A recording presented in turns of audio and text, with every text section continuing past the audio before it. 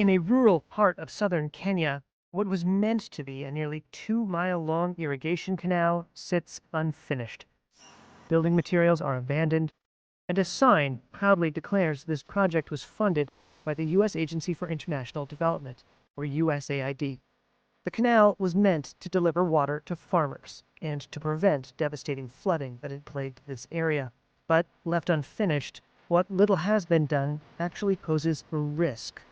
Reuters has found that the Trump administration's decision to slash nearly all U.S. foreign aid has left dozens of water and sanitation projects half-finished across the globe.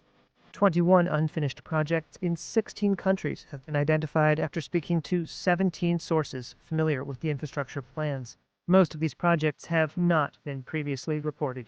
Interviews and internal documents show that with hundreds of millions of dollars in funding canceled since January, workers have put down their shovels and left holes half-dug and building supplies unguarded.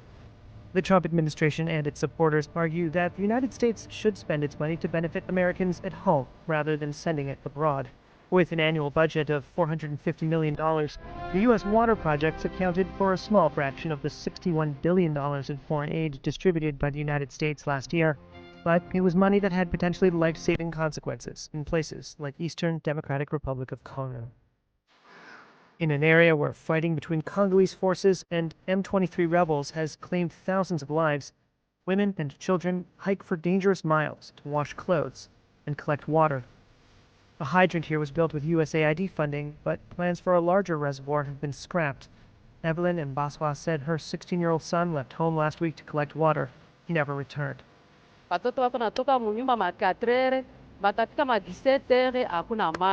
The children leave the house as early as 4 a.m. and return home around 5 p.m. without a drop of water. When we send young girls, they are raped. When we send young boys, they are kidnapped.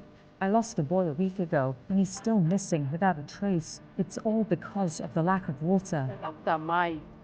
The U.S. State Department, which has taken over foreign aid from USAID, did not respond to a request for comment about the impact of halting the water projects.